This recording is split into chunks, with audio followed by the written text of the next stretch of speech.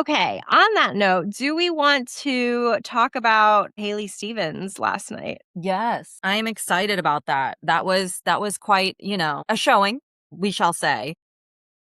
Yes. So I'm Brittany Gordon. I am living. I'm not sure I'm thriving. Yes, trying to survive. I am a lawyer. I practiced international law in Paris, and I specialized in international litigation. It's funny because y'all liberal lefties all talk about the backroom deals, and I was like, hi, I was there. But I used to do litigation for like the big global companies. I can't tell you which ones. When they would sue each other. So I feel like when they're suing each other, like I'm not a bad guy because it's just money going from one bad company to another. And I thought my companies were pretty good. They were the better ones. And then I represented states against some of these companies. And I actually think I was on the better side, even though it's all corruption. One of the skills that I learned is breaking down arguments, analyzing arguments, and thinking about responses. And so I just apply that to politics now, and I try to break down the bad people's arguments so that we can win and have a better country that doesn't, kill children on the other side of the world. I'm a equal children defender, all children. That's very radical. That's radical. That's right. Damn, how dare you? How dare you believe that? Wow. For our viewers, I was raised Republican as I sip my Trump mug, and I just registered Democrat to vote in the Florida primary. But mom doesn't know, so mom does not know.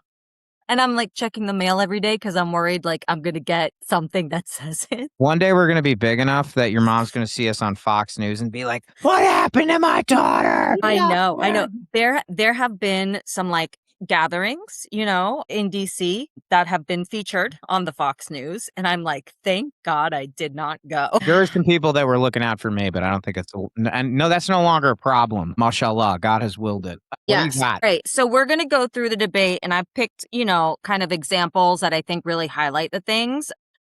But I wanted to flag a lot of the techniques first that Haley Stevens does so we can like identify them, know what they are. So when you know them, you can see them, And so her big strategy that she likes to do is called pivot and deflect or pivot and attack. And you'll see what she does is she'll get a question. She'll identify with the question. She'll say, yes, that is a big problem. She'll talk about the problem. She'll normally talk out like give a specific Michigan example of the problem. So she's showing that she is engaged with the community. Like, yeah, I talked to this lady down in Detroit the other day and, spoke about this very problem, right? All of this is time wasting. So she doesn't actually, and she's trying to empathize, so she doesn't actually have to give her solution to the problem, which is what the question is. Yeah, because a solution would probably cost somebody that gives her money. Exactly. Or she hasn't thought about the solution. There's a lot of delay and time wasting tactics here too. This is why it's like you see these parallels when you listen to Trump, because Trump doesn't have any answers to anything and he will just say it. So it's really easy to identify when Trump is doing it because it's just so blatant. Whereas like these are strategies that strategists teach people to do. She has been taught to do this. I have no knowledge that she has specifically been taught to do this. Disclaimer. And then she will pivot. And the pivot will either be to attack her opponent. The pivot might be a deflection. It can be a pivot. Sometimes she pivots to Mike Rogers as to why he's bad or he won't get it done, but she never actually answers the question. And so that's something I want to flag so that you guys can see it as we're going through it. The other tactic that you're going to see that she does all the time is what's called appeal to authority. And saying that you're endorsed by somebody is obviously there's a reason why people do endorsements, like the fact that Abdul is endorsed by the UAW. That's a good thing for him to say. So I'm not saying never say your endorsements, but you can see that the way that she does it, she's not putting cynically. It into her. What now? Cynically. She's doing it cynically. But also she's not doing it to like in her answer. It's just kind of like thrown in there, and I've been endorsed by this, and this, right? Mm-hmm. It's not elegant the way she does it. So it's very easy. Yeah, she's not very good at doing the thing, but she's doing the thing. Right. And then, she attacks Abdul's character. That's another thing that we know Trump does all the time. And another thing, Muslim people. They tend to do that. It's crazy. Mm-hmm. It's almost like there's a term for it. Like, what's the color of the Democratic Party? Blue? Islamophobic. No, blue MAGA. Is that what they say? Oh, blue Oh, blue MAGA. Yeah, MAGA. this is 100% blue MAGA. And it's funny because you call them out and they're like, "What's blue MAGA?" And I'm like, You are the blue Yeah, MAGA. you're doing the thing. But so you have the thing, you know how we always say every accusation is a confession? Same thing, accusation in a mirror, where basically, like, instead of talking about the thing you're doing, it's whataboutism as well. Instead of addressing the question as it applies to you, you say, my opponent's doing it. That's very Trumpy, right? Like if Trump deported, Joe Biden split up 30,000 children from there, right? Like, it doesn't even have to be true. A lot of these tactics are like the same thing can be different tactics, but it's muddying the waters, right? So it turns it, instead of like an attack on her that lands, it's now a he said, she said, they're both doing it. Everybody's corrupt. We've seen how Trump does that. You found this in one debate? Yeah. Oh, yeah. She does it like repeatedly. It's really funny. So, yes, the groceries are too high. I'm going to bring down grocery costs. My opponent thinks the groceries are amazing. They want more grocery prices, right? So, Trump, it's very clear the way Trump does it. But she's doing the same thing. And I'm going to skip through the opening. All right. Thanks for doing this. This is sick. Yeah. Fun. Well, I love whenever I listen to things, I just like, I want to argue against it. I like it. Me too. I want to show her opening statement because this shows a lot in how she's framing herself and him. This race couldn't be higher. Our healthcare, voting rights, civil rights, it's all on the line, in addition to Social Security and Medicare. And if Mike Rogers wins this race, all goes by the wayside. Look, Michigan deserves a senator who can win and who can deliver. I'm the only one on this stage who has flipped a Republican seat, and I was named Michigan's most effective Democratic lawmaker in Congress because my only focus is you. Abdul is running for celebrity. Republicans are propping up his campaign. And Mike Rogers just the other day said in a secret phone call that he makes it easier for him to win, that he's the one he wants to run against. Look, this isn't about the DC or New York influencer crowd.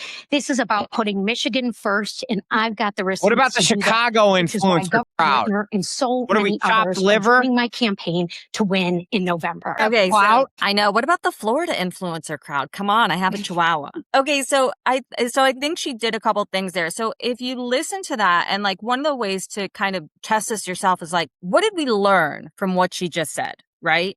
Did you learn anything that she's done? No. But like, if you listen to what Abdul said, he went through specific things that he's done. Like, what did she say? She said she is the most something lawmaker. Democratic Congress member of Michigan. What does that mean? Do you what have, does that is there an mean? award on a plaque somewhere? I didn't see that award. What did you somewhere. have to get done to get that name? Like, right. Also the appeal to authority aspect, right? I'm a lawyer, right? So you come to me with a legal problem and you say, hey, I have this legal problem. Can you tell me I want to hire you. Can you tell me if you can solve it? And I go, well, I have this plaque right here that says I'm the most effective lawyer. It's like, I'm not explaining to you how I'm going to solve your problem. So why would you pick me? Like, so she does that. Then she does the pivot. She starts talking about Mike Rogers. She starts making the electability argument, which like she does. It's not like she gives any actual data. Her data is Mike Rogers wants to run against him. How does that prove that you are more electable? Right? Like, maybe and better competition. Right. But also, why do we give a fuck what Mike Rogers thinks? Like, he could be wrong. But like, Donald Trump is in the World Wrestling Hall of Fame, and like, I kind of like, yes, there's a lot of people who talk about this. Like, there's a book called Ringmaster about Vince McMahon. Robbie Roadsteamer kind of taught me a lot about this in terms of his performance. But in wrestling, there's good guys, bad guys. Good guys are called the baby faces. The heels are the bad guys. The good guys in wrestling, and kayfabe. Yeah, and kayfabe, exactly. It's not fixed, but it is scripted. And the Democrats are as much a part of the script as the Republicans are. Yeah. And here's the thing, is that Donald Trump says, I'm the good guy, Democrats are the bad guy. And then Democrats say, we're the good guys, Donald Trump is the bad guy. And everybody is just pointing their finger at the other person, but 4 fingers point back, right? Blame is always backwards. Accountability is about action moving forwards. So look for the candidate who is holding people accountable and has a plan, because if they have a plan, they have their own version of the story. Haley Stevens does the same thing that like Chuck Schumer does. He's like, Donald Trump is ruining this country. And it's like, well, and that's what are you going to do to fix this country? What are you going to do to fix this country? If your entire thesis statement is Donald Trump is bad. Like, it's like when I told my brother when we used to play, he's like, why do you always get to be Luke Skywalker and I have to be Darth Vader? Luke is the good guy. And I was like, yeah, Alex, but Darth Vader thinks he's the good guy. Like, so that's the thing, is the bad guys always think they're the good guys. Yes. And you're Yes. playing into his narrative, though. So you have to create your own narrative, which is what Abdul's doing, which is what Zoran's doing, which is a lot of progressive politicians. They have a thesis statement about the disease. They know that Donald Trump is just the symptom. Right. I always say, like, I don't do good guy, bad guy, because, like, I don't put the onus on the person. And that's where Blue MAGA is. Like, they are, Donald Trump is the bad guy. We get Donald Trump out and everything will go back and that fixes everything. And like, and that's, you also got the framing of, this is the most important election of your life. You know, we can't give Mike Rogers the seat. And it's like, we've been doing most important election of our life since 2016 and we lost. And you every one of them. Yeah. But what the other way I like to frame this, though, is like structure versus like people, right?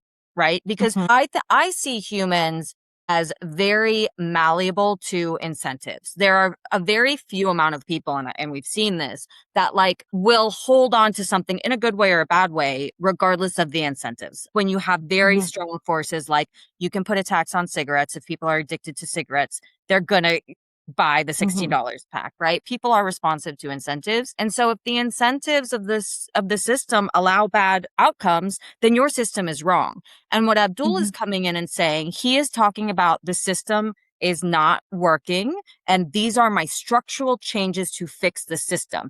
And Haley Stevens is very personal. Me, I will do it. I'm the workhorse. Like, I'm the fighter. I will fight for you. I am Michigan. And like, you need to elect me as a person and get the bad guy out. And the bad guy is either Trump, Rogers, or Abdul, right? Well, it's a preservation of the current system. It's the way that Democrats and Republicans push and pull to keep the whole structure in place.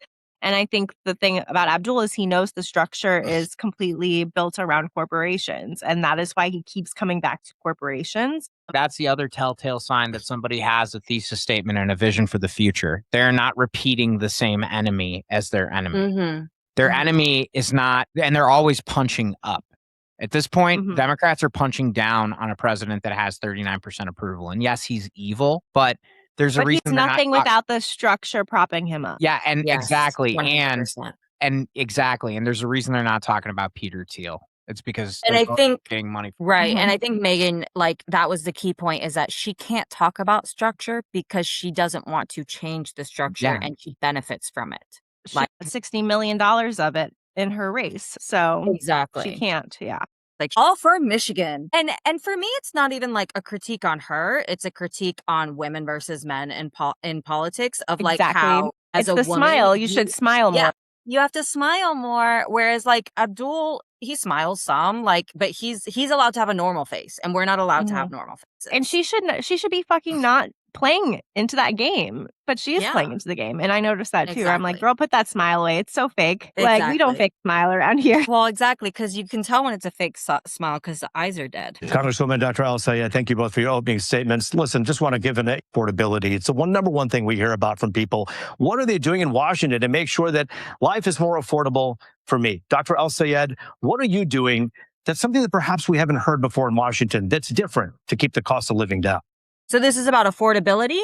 And he asked that question in an interesting way because he doesn't want their stump speech. He's already heard that. He's like, what's something new, right? And so here we're going to hear Abdul's answer. Dr. El-Sayed, what are you doing that's something that perhaps we haven't heard before in Washington that's different to keep the cost of living down?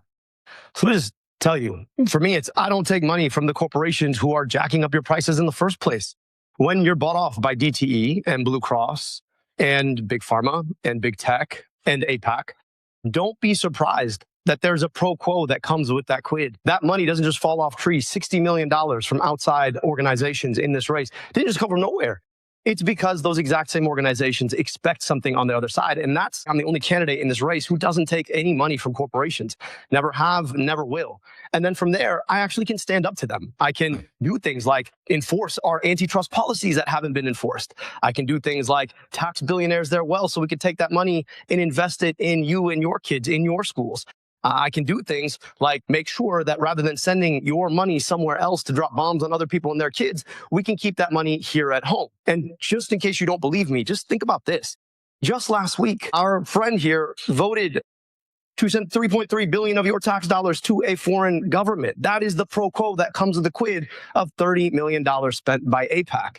So it really comes down to how are you funded? Dr. El-Sayed, thank you. Okay, so like that was a perfect kind of opening response. We saw everything we've been discussing. So we saw him talking about the structure. We saw him talking about the biggest thing that he is going to be able to do for us is the all-encompassing, because he does not take corporate money or corporate PAC money. He's not beholden to them. He's not owned by them. It enables him to do the various policy things. A lot of the politicians that we've seen, they talk about what they're going to do, but they never get it done. Why can't they get it done? Because the people who actually fund them don't want them to do it, right? Mm-hmm. So he is explaining what the structural problem is and why he is uniquely suited versus his opponent to be able to deliver on these things. And then it gives 3 specific things that he's going to do. He talks about not taxing the billionaires. And that's something that we definitely need to do is rewrite our tax code. And the third thing is not sending our money, like defunding our military budget, not sending our money to kill kids overseas, right? And those are 3 things that I work on in the Senate that he, as a senator, has the ability to have influence over, right? So I think that was a perfect encapsulation of like what a response should Wait, did you just say you work on it in the Senate? What are you doing this? If you can't say it, don't. She's a lobbyist. Yeah, no. That's my volunteer work. I'm like, I say advocate because like I don't get paid and like there's legal requirements around lobbying. So I don't technically lobby because I do it for free and I do it for humanitarian causes. But yeah, I go to the House and the Senate and I talk to the offices, the members, the staffers, and I ask them to do things and give them information, which is very interesting because you find out that like it's not a knock on them, but like they don't have all the information all the time. You know, they got a lot of things that they're dealing with, right? So like, you know, I'll have conversations with them and they'll be like, oh, I didn't know that. And I'll be like, well, now you know, can you please sign this bill? So he has the good version of the answer. Now let's hear our girl. I'm Haley Stevens. We heard a lot from Dr. El-Sayed. Some of that was about your record in Washington. I want you to be able to address that, but also tell us what you would do to keep the cost of living down. Yeah, our affordability crisis is choking us out here in Michigan. You know, everywhere I go, if it's at the fish fry in downtown Detroit, let's be relatable. A single mom who just the other day told me her healthcare costs continue to go up. So we're only talking about the problem, and we're giving examples of people in Michigan to show that she knows. Bill is only getting harder. We don't need lip service. We need action. And Abdul's going to talk about where employees from certain corporations are spending their money. But let me tell you about what I am doing. Because So she pivots to Abdul. And she recharacterizes her weakness. And she minimizes it. Oh, he's going to talk about where some corporations are spending some of their money. No. Corporations are putting money in your pocket for you to do things for them, you know? $60 million fucking dollars. And our utility companies are selling out their ratepayers, and I'm giving them an option. I'm saying DTE, either stop raising rates or lose your federal funds and cut executive pay. Look, we need proven fighters in these positions. And that is what I have done time and time again. Because this is the thing that drives me the craziest, just as like a regular person. Because again, comedian. If I was going to write a joke about her argument, it may not be funny, but I think it is true. Like, hey, Haley, in 2009, you were on the Auto Rescue Task Force. And 17 years later, you were still bragging about that. And you say that it makes you the most qualified because you need to rescue auto jobs. So you were the chairman of that task force and you still have to rescue the jobs. Like, did you not do your job? It's like a firefighter bragging about, it would be like if a firefighter responded to a fire 17 years ago, the house burned down, and now he's saying, look at my experience. Look at what I did when that house was burning. Look, it burned down. It burned down. Mm-hmm. And now I'm the guy who can come and rebuild that house, finally. Like, I let it burn down. I did a good job letting it burn down, but that means I'm qualified to rebuild the house. Right. Like, bro,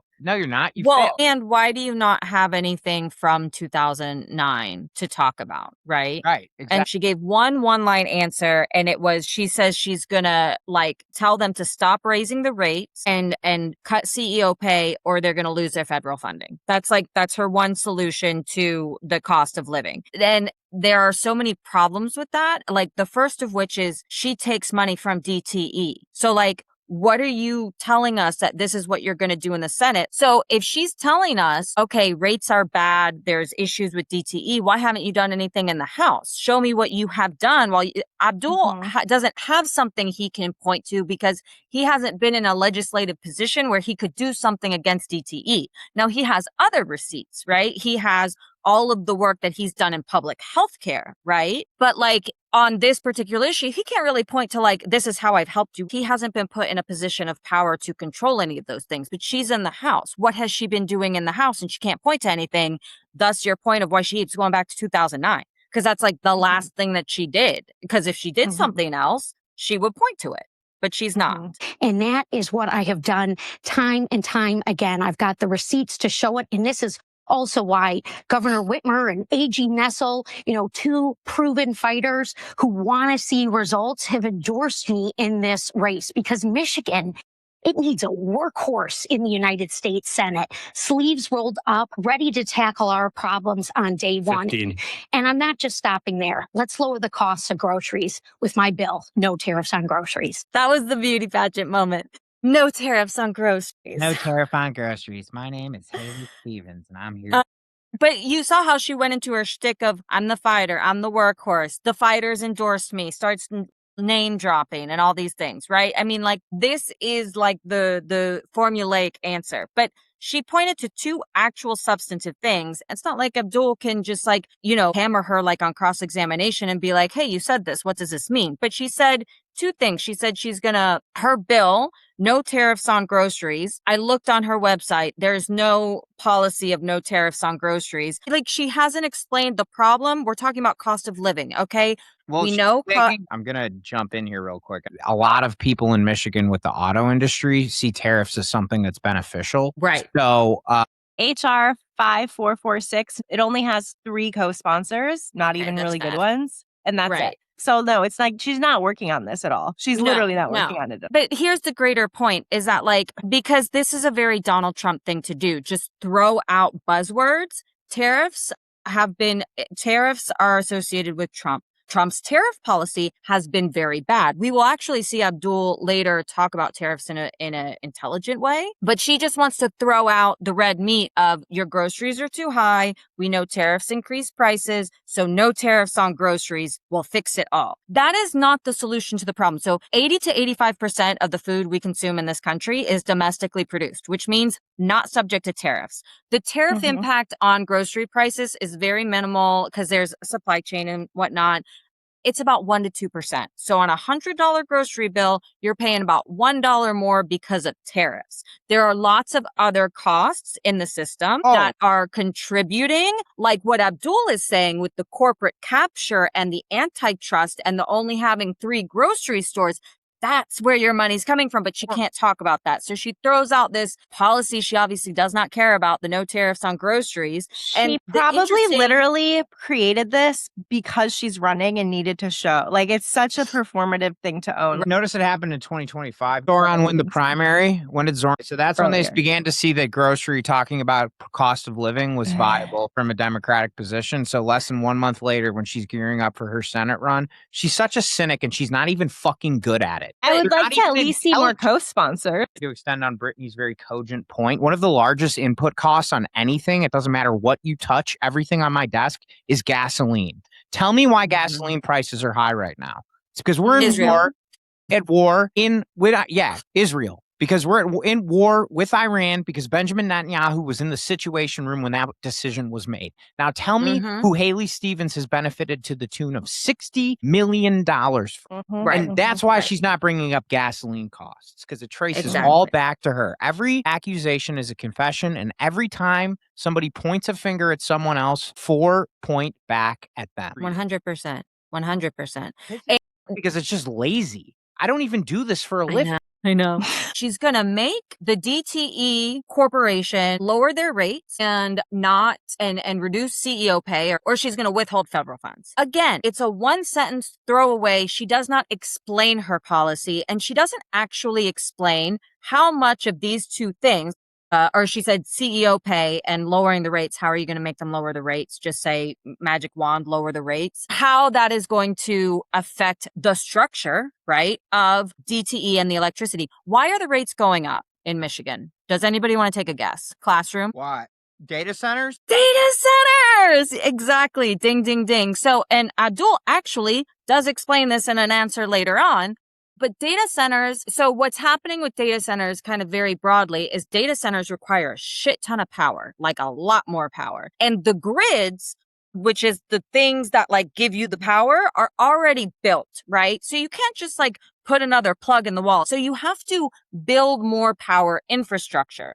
And depending on the contracts, yeah, we'll pay for the electricity we consume. We'll pay a premium for the electricity. But who is paying for the upgrades to the grid, the cables, the substations, all of that? It is the taxpayers. And that is why the rates are going up, is because there is more electricity demand because of this data center, and the cost of that demand is being externalized onto the ratepayers. So she talks in her answer about standing with the ratepayers, but the ratepayers aren't the ones paying her. DTE is the one paying her, and therefore she is going to support DTE interests and not consumer interests. And not only DTE, but also she's taking a lot of money from AI. AI needs those data centers. It's all a messy conglomerate of just she is here to represent corporations. End of story. And she hasn't explained at all how she could even get that legislation done. The people with the most power over DTE is the state that regulates. So like state assembly, the governor, that apparatus. But they have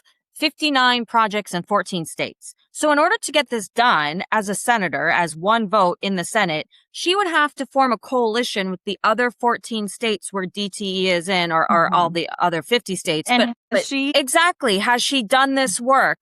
And again, I'll point back to, she's been in the House. Have we seen the DTE rate limiting bill in the House? Because whatever she says she's going to do in the Senate, particularly on this issue, she has to get something passed in the House too. So, and it has to get signed by the president. So like if she's really thinking she's going to use her legislative power in the Senate to limit rates on DTE in Michigan, I mean, it's just fantastical. It's just like, have you spent 2 seconds actually thinking about this response? Or is it just something that you thought sounded good in a debate? Because like, this is why people don't like politicians, because she said it, she threw it out, but like, this isn't going to happen. I'm telling you, it's not going to happen. Right. Or she would have at least got a lot incoming, you guys. I thought that was very illustrative and, you know, just kind of interesting to point out and like think through. I think it really is important to like listen to the politicians and not just be like, okay, that sounds good, but like, and assume they know what they're doing. Like, how are you going to do that? You know, like, and why is that solution going to fix the problem, as opposed to Abdul's solution, which is, I don't take corporate money. So like, I am in a position to enforce antitrust laws, to enforce, you know, to put taxes on companies so that I can do the change that I want, right? Her Protect Local Funding Act has 41 co-sponsors, still in the Committee of Oversight and Government Reform. Protecting America from Chinese Cars Act. I mean, I think Chinese cars are supposed to be really good, though. Maybe they are, and and honestly, that's one of my things about protectionism, is that it actually ends up hurting you in the long run. It removes competition. Exactly. It removes competition from your local industry so that it has a buffer, but then there's no competitive pressure on it for it to get better or more efficient. And what ends up happening is you might like help save one local, like the auto sector or a fruit farmer or a dairy farmer, but your consumer base loses out because they are paying higher prices. They are the ones paying the tax on the protectionism, right? So this is Haley Stevens's page. Because this is where I went to see if she was talking about anything. Okay. We have 7 points with a bullet each. Okay. There's nothing here, right? So Insure Michigan leads manufacturing by investing. Okay. How? What? I mean, it's like, this is like ChatGPT slop. So I wanted to point to the water one because I thought the water one was really interesting. And I know that water is kind of a key issue in Michigan. So she's going to prioritize safe, clean drinking water. Good. How? What? Invest in lead pipe replacement and fight contamination. Again, fight contamination. What are you doing, especially in communities most affected? Like regulating dude, like she has to, there's this.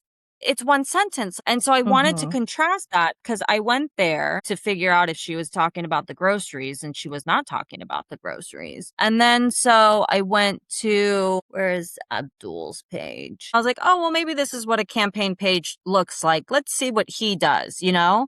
And it's like, he's got for each things a paragraph, you know? Right. Exactly. It's not just protect voting rights. It's end gerrymandering and a whole paragraph on how. Right. Civil rights and liberties, like, you know, a full thing, immigration, environment and natural resources. And then he talks about water, right? Compared to her one sentence from the Flint water crisis, he talks about the problem. And then he's like, he wants a federal water guarantee that every family has access to at least 50 gallons. This is something you can write in a bill. Exactly. And bills capped at 2% of income. Right? Like that is something that is a policy that you can go into Congress and fight for. Not just like, I want to protect water. You can't put that in a bill. She says she's going to get rid of lead pipes. Okay, thank you. He talks about getting federal funding infrastructure to get every lead pipe out of Michigan's water systems by 2030, right? It's way more concrete.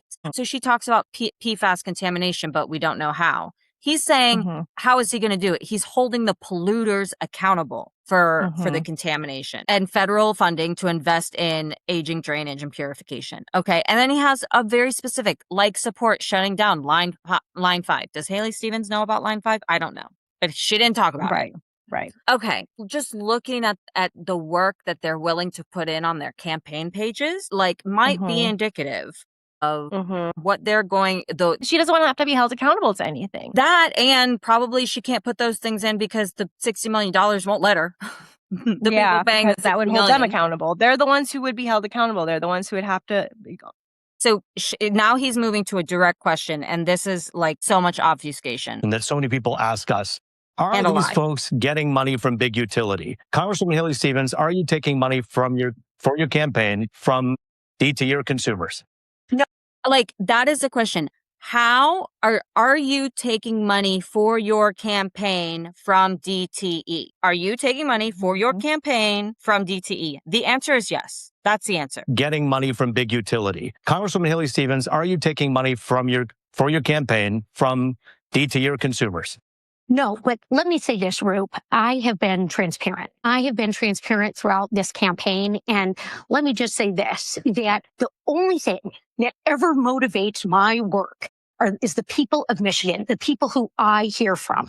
You know, my opponent is on these big podcasts. You know, he's running a podcast himself. These folks are making fun of the way I sound, but yet I sound like the people who need help, who are talking to me about what they need done. Okay, so I thought that answer Wait, let him cook. I wanted to point out specifically like that answer because it was a very specific question that she did not respect. But the point is the tactic that she used, it's very Trumpy. Everything is about I. They are making fun of me, my accent, and then relating me like I am the fighter that's going to fight for you. I'm standing in your way. It's the same device that Trump uses, right? And then she likes to pivot to this. He's a podcaster. Like he wants to do this to get famous because he has a podcast. First of all, podcasts aren't a bad thing. Literally everyone has one. Except libs. They go on CNN. Nobody wants to listen to a shit lib podcast where Haley Stevens and like Jake Tapper talk about like James Patterson. I mean, Favreau, Pod Save America. I'm partial to the Pod Save guys because especially Ben Rhodes and Tommy, they do the I do like Ben Rhodes and Tommy a lot. That rubbed me the wrong way. But it's like he did a podcast on public health. His specialty, the thing he has a doctorate in and a Rhodes Scholar in and dedicated his life to because he wants to help people get healthier, right? That's what public health is. And he wanted to bring that information to the public through a podcast that he did for 6 years. Like, why is that a bad thing? But yes, so she doesn't answer the question, and then she does the same thing. She deflects, she pivots, and then she does the very Trumpy, the I'm fighting for you. They're making fun of me, which is making fun of you. Like, no, sweetheart, we're just making fun of you. Whether you're taking money from utilities or not. No. The answer is no. Thank you. Dr. El-Sayed, I'm asking you the same question.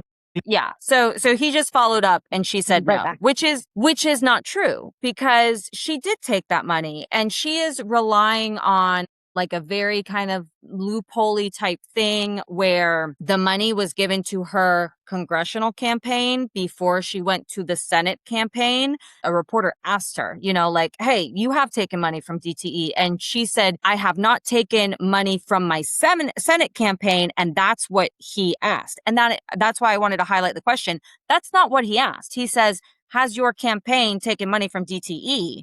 And she said, no, she's relying on this technicality. But he didn't say, has your Senate campaign. Specify which campaign. Exactly. And so some advisor told her, hey, this is how we get out of it. Because what you're supposed to do is, instead of saying no, you would say, my Senate campaign has not taken any money from DTE. Yep. So you are technically not lying. But she doesn't even know. She just said no, which is not true. And I looked into this. She was in a specific committee where she could do things for them. So that's why they were giving her money. But in the Senate, she's not going to have that same power. And senators have less kind of control over things to give them. The Senate is like broad policies. So it doesn't make sense for them to donate to her anyway, right? Yeah, now. It doesn't. I'm running for a position that like can't really give them stuff. So, yeah. This is all of her DTE donations, which is insane. I know. It's insane. Fucking insane. It's literally just insane. Like how she thinks she can just get away with that. And this is why, I don't like this framing of this is the most important election ever. Every election is the most important election ever because we live in a democracy. And like, I think people are kind of got lulled into this thing of like, they weren't really doing a lot of participation in democracy. And then they saw our country go to shit and they woke up and they were like, what the fuck is going on? I thought things were okay. Put energy into the system in order for the system to stay on the right course. And we haven't been putting in energy as the public, but the special interests and the corporations and all, they've been putting a lot of energy. So the system has steered off to benefit them. And now we're starting to wake up. So it's like we have the privilege of living in a democracy, but it takes work.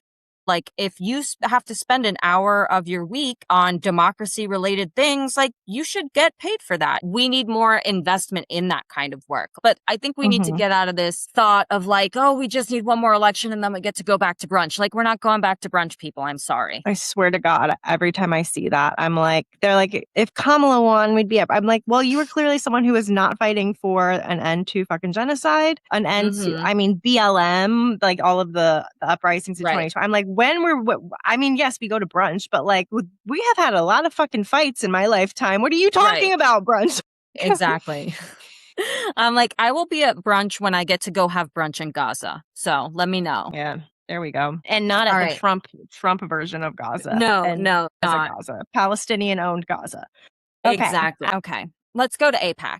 Do you see why some people are bothered by the fact that so much money, $40+ million, has come from AIPAC for these PACs to talk about you and to promote you and to put you up as a candidate? Yeah, and I appreciate the question, Root, because this moment in this country and here in Michigan, people have every right to be frustrated about our campaign finance system. My opponent here on this stage, Abdul, he's got a super PAC that his father-in-law funds that has millions of dollars going into it. And look, in terms of foreign policy, Abdul and I do differ. I believe in a two-state solution. He has attacked me by name for purporting that the people of Palestine and the people of Israel deserve to live side by side peacefully. The goal is always long-term peace.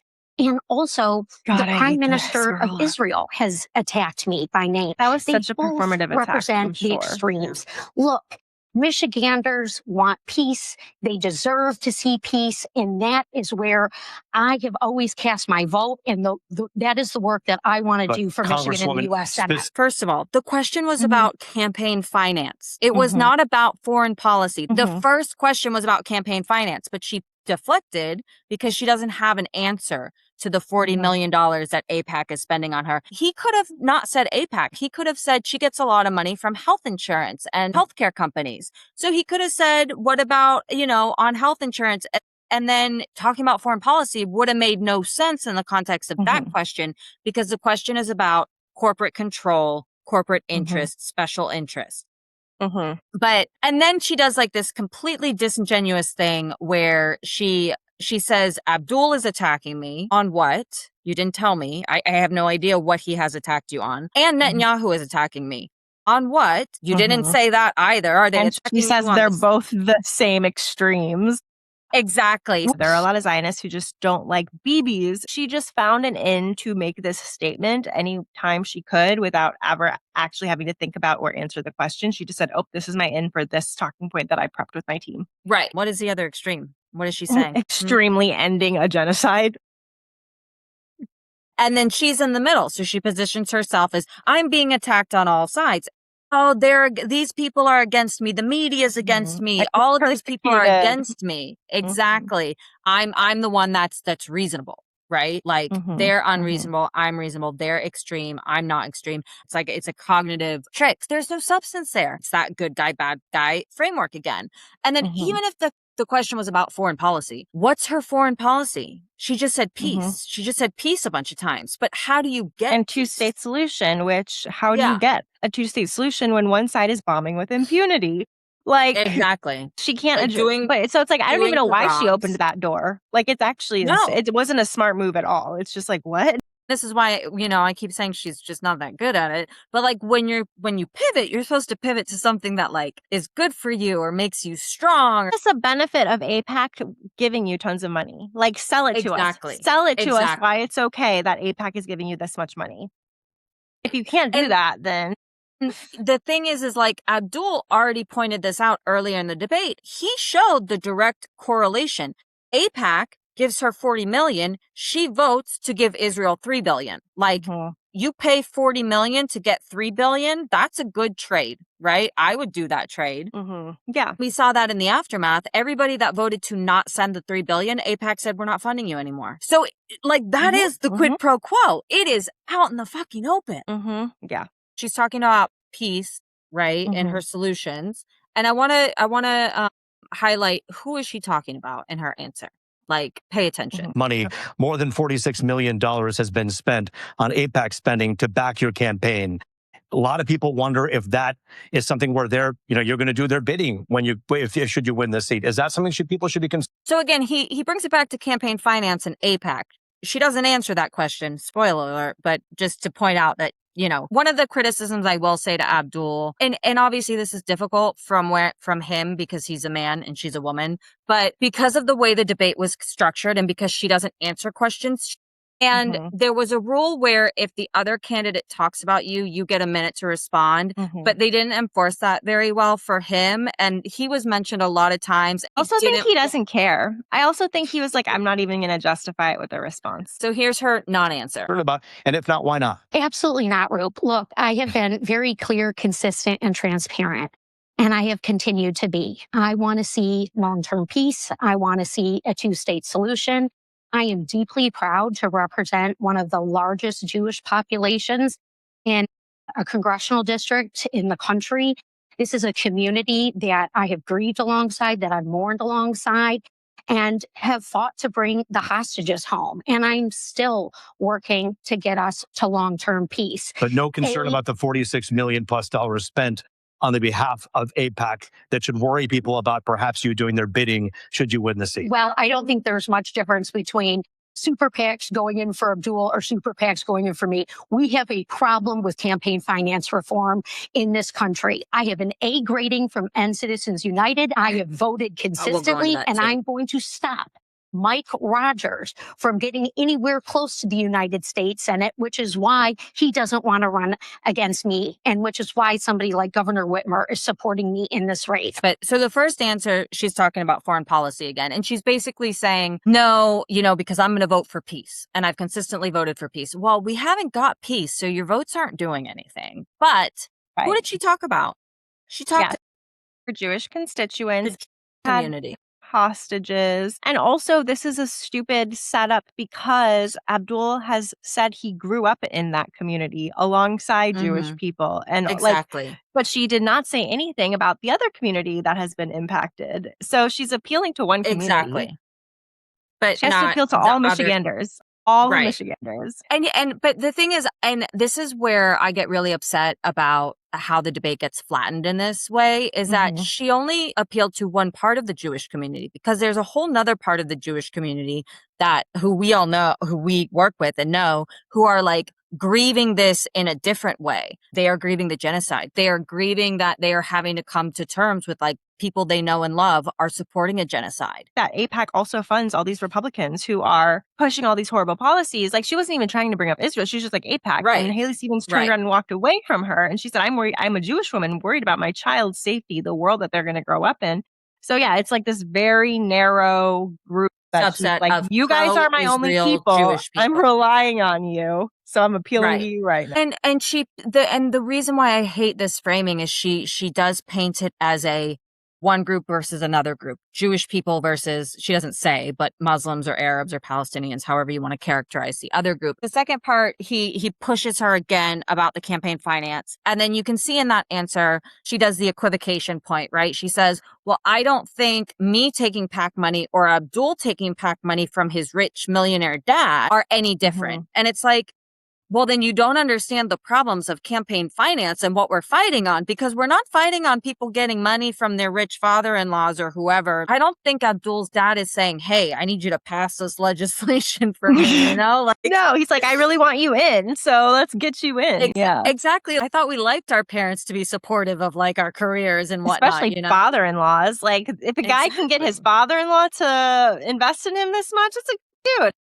Exactly, honey. But so she tries to equivocate, like, oh, we're all just getting money out of from, and it's the PAC money. It's the same. It's like, no, it's not. Like, if Abdul's father-in-law was like the owner of Geo, the private prison system, then I'd say I have a problem, But no, it's just a guy. Yeah, I don't think Abdul's dad should be giving him millions of dollars, but he shouldn't have to. He only has to because they're giving you 40 million and he's got 2. It completely ignores the scale of the problem, right?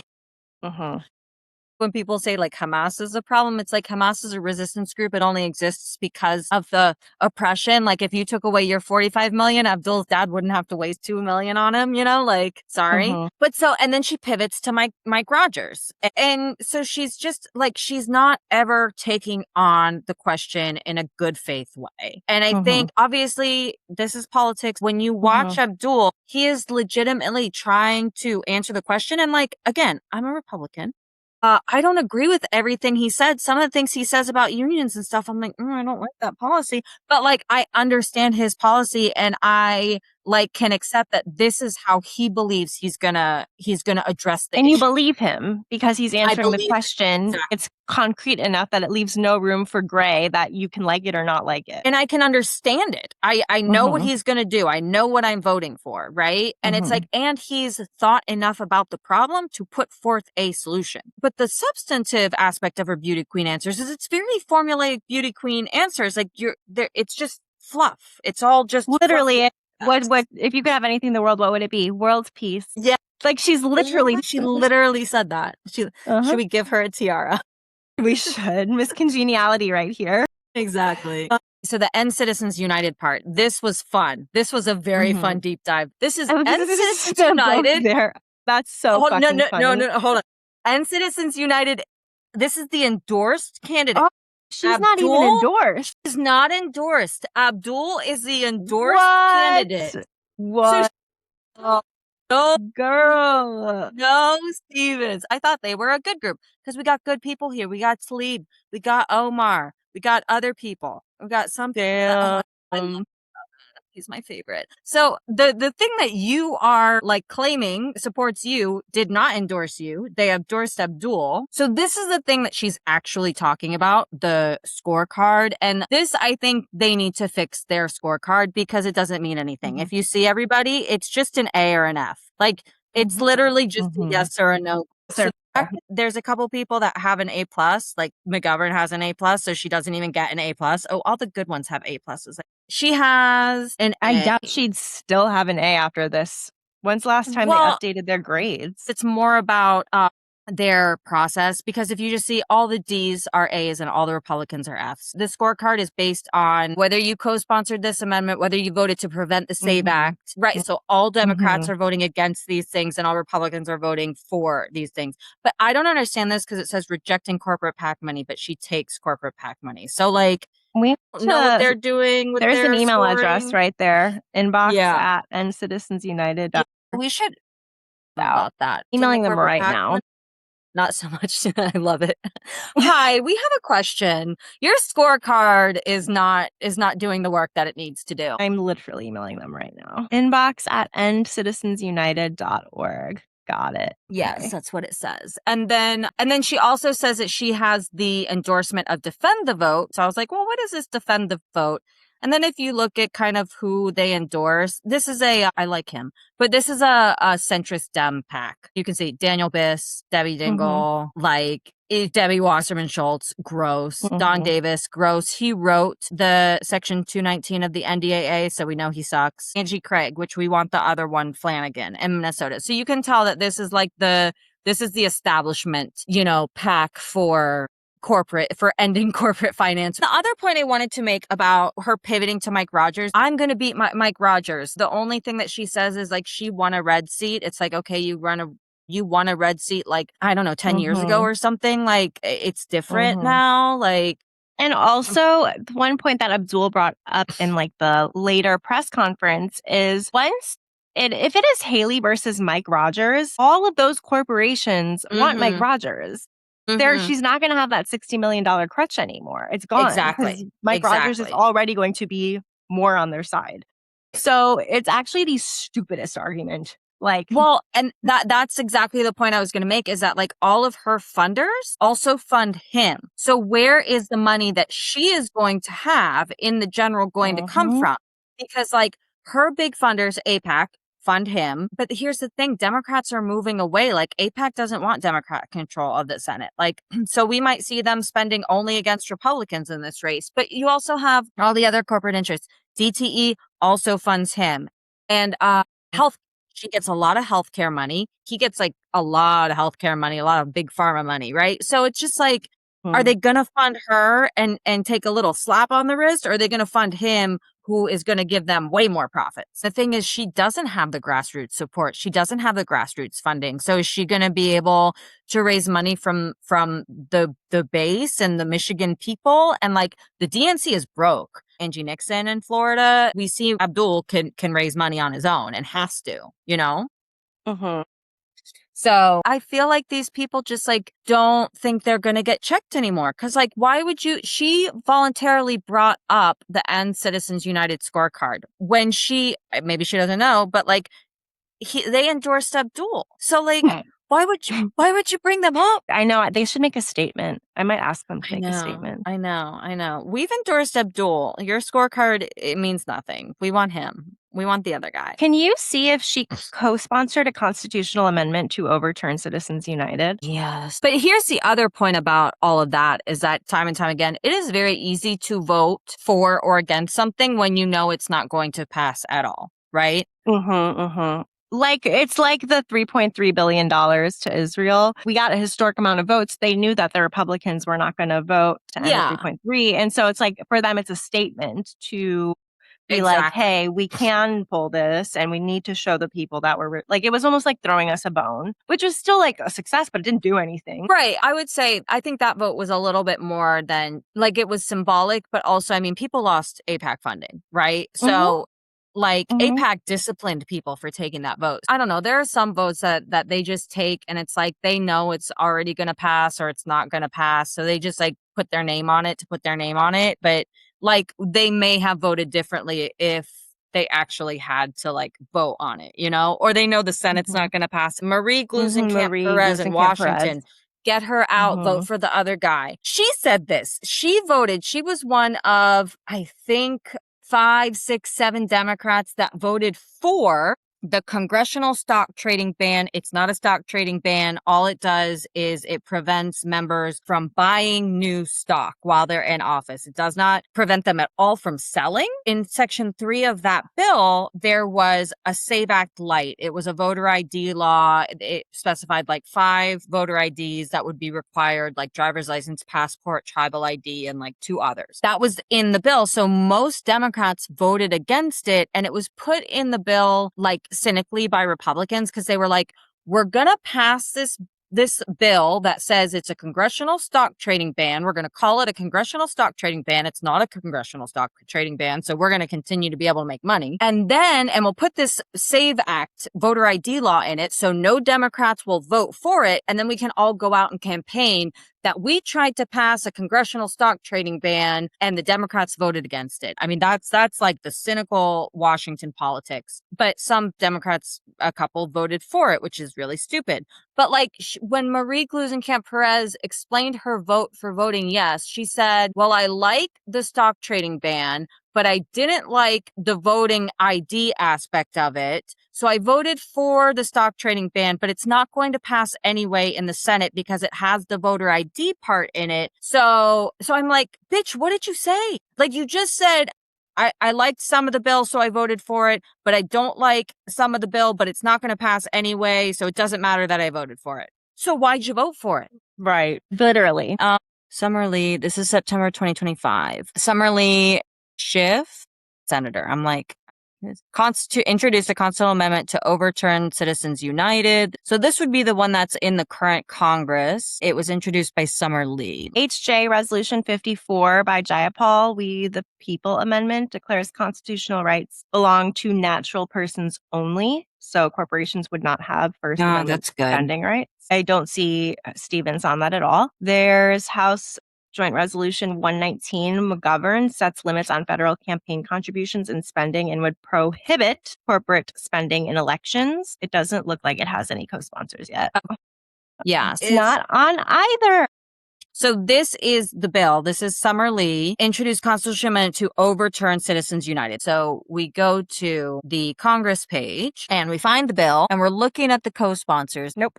So she did not co-sponsor this. And that's 95. This not like, be there. There's enough cover because sometimes people wait until other people go forward with it. Right. If a squad person puts a legislation, there is a group of Democrats who will not co-sponsor any legislation offered by a squad person. So like Tlaib, Ilhan Omar, Cori Bush back when she was in Congress. And so what that does is it prevents these members of like really being able to do things and put their name on it. So like, Rashida Tlaib, if she wants something, she has to go to another member of Congress and say, can you put this in? Because if I put my name on it, a whole group of people are not going to put their names on it just because my name is on it, because they want to go back to their districts and say, I don't put my name on anything Rashida puts her name on. It's really fucking gross. It's kind of fucking racist. So that is part of the politicking, but Joe Neguse is like a normal moderate Democrat, so there's no problem of that. And it's got whole bunches of progressives and non-progressives on it. Okay, so she's not on this bill, and this is the bill to be on. United know that she's not on their bill. Okay. Representative Summer Lee. Member activities. This is what she's been working on. And you can do this for every member. Just see what they're working on. So she has not co-sponsored anything to overturn Citizens United. She has voted to prevent the SAVE Act. She has not rejected corporate PAC money. Obviously, there is no major record of her doing much to protect American families from consumer and environmental protections, but she did oppose the One Big Beautiful Bill Act, as she should have. Haley Stevens.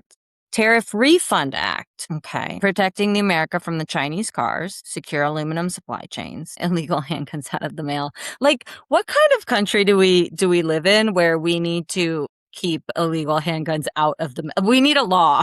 Like, where are your priorities right now? Home Ownership Savings Act, Release Your Taxes Act. That's what she's been saying to Abdul. I know. Crazy. Like, okay. The man made money. He's a Rhodes Scholar. Like, he had a podcast. We know. We can listen to it.